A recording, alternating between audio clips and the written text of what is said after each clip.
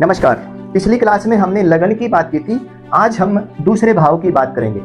तो अगर दूसरे भाव का स्वामी लगन पर बैठता है, जो दूसरे भाव के गुण हैं वो जातक के व्यक्तित्व में आ जाएंगे।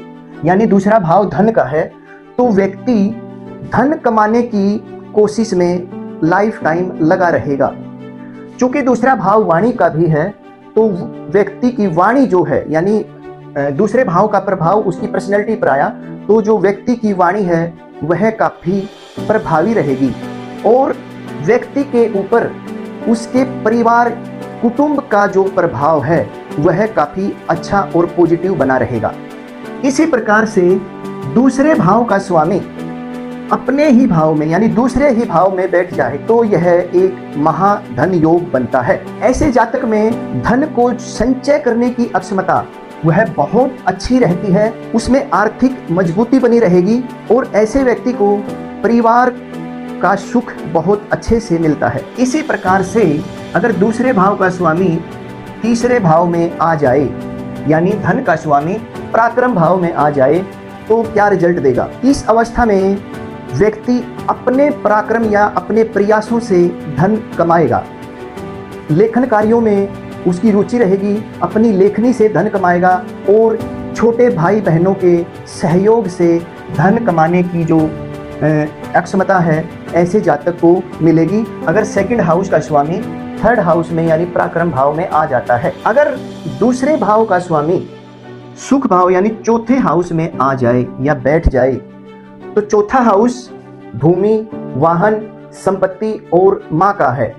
तो धनेश यानी धन भाव का स्वामी चौथे भाव में आकर बैठ जाए तो ऐसे जातक को वाहन से, भूमि से और अपने मित्रों से धन प्राप्त होता है। धन भाव का चौथे भाव में आने से पारिवारिक सुख और ऐश्वर्य की जो अक्षमता है वह जीवन में बढ़ जाती है। इसी प्रकार से अगर दूसरे भाव का स्वामी पंचम हाउस में आ जाए तो संतान से धन लाभ होता है। ऐसा जातक अपनी सेल्फ क्रिएटिविटी से काफ़ी धन कमाता है और ऐसे लोगों को लॉटरी, सट्टा इस तरह की चीज़ों से धन संचय या धन लाभ होता है। तो इस प्रकार से धन का कनेक्शन अगर पंचम हाउस से बने यह एक बहुत अच्छा योग माना गया है। इसी प्रकार से अगर धनेश या सेकंड हाउस का जो संबंध है या सेकंड हाउस का लॉर्ड जो है वो सिक्स्थ हाउस में बैठ जाए तो यह योग इतना अच्छा नहीं है। धन का संबंध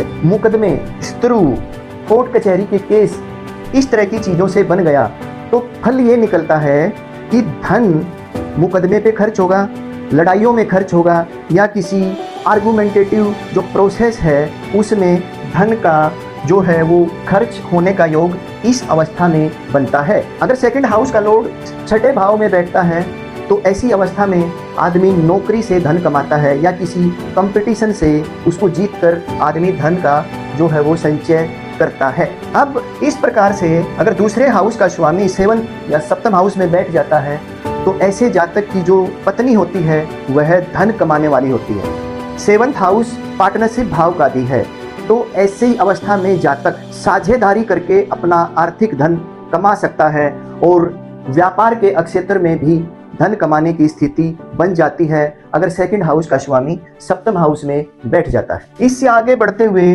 अगर धन भाव का स्वामी एट्थ हाउस में बैठ जाए तो एट्थ हाउस सडन गेन और सडन लॉस का है तो जातक को अचानक धन लाभ होने के योग बन जाते हैं। आठवां हाउस अध्यात्म का भी है तो अगर धनेश आठवें हाउस में बैठ जाए तो ऐसा आदमी स्पिरिचुअल एक्टिविटी, ध्यान, मेडिटेशन और योगा जैसी गतिविधियों के माध्यम से धन कमाने की अक्षमता को बढ़ाएगा। इसी कड़ी में दूसरे भाव का स्वामी नाइन्थ हाउस यानी भाग्य भाव में बैठ जाए तो जो नवा हाउस है वह पिता का होता है तो ऐसी अवस्था में जातक को अपने पिता से काफी धन लाभ होता है। नवा भाव विदेश यात्राओं का भी है तो इस अवस्था में जातक विदेश यात्राओं के माध्यम से धन कमाएगा। नवा हाउस भाग्य का भी माना जाता है।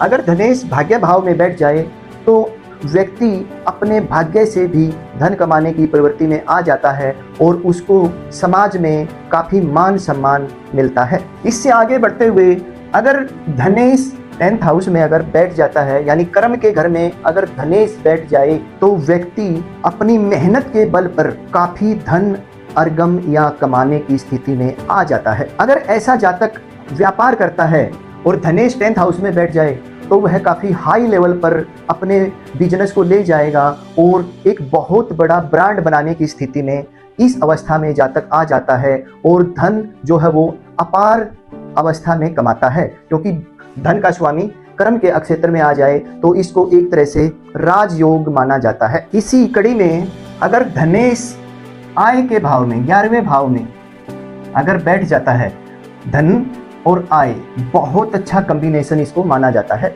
तो आदमी जो धन कमाएगा उस धन को मल्टी चीज़ों में लगा देगा, जैसे सोने में, चांदी में, कुछ अन्य लिक्विडिटी जो चीज़ें हैं उनमें लगा देगा और ऐसा जातक मल्टी सोर्स के द्वारा धन कमाने की स्थिति में आ जाता है। अगर धन का स्वामी आय भाव में बैठ जाए तो ऐसे जातक में धन को संचय करने की जो स्थिति है, बचत करने की जो स्थिति है वह काफ़ी अच्छी होती है। आय और व्यय का जो सामंजस्य है वह बचत के रूप में काफ़ी आर्थिक रूप से मजबूत होकर अपना जो प्रारूप है वह काफ़ी अच्छे से बना लेता है। इसी प्रकार से धन का स्वामी व्यय भाव 12वें भाव में चला जाए, यहाँ खर्च करने वाले भाव में चला जाए, तो ऐसी अवस्था में जो जातक है वह कमाने से ज़्यादा खर्च करता है। ऐसे आदमी का जो धन है वह अस्पताल, लग्जरियस चीज़ों और मनोरंजन की चीज़ों पे ज़्यादा खर्च होता है। तो इस प्रकार से धनेश की 12 भावों में जो फल है, अगर यह आपको पसंद आया हो तो प्लीज़ सब्सक्राइब करें, कमेंट करें, शेयर करें और अपने कमेंट के थ्रू अपनी प्रतिक्रिया जरूर दें। धन्यवाद।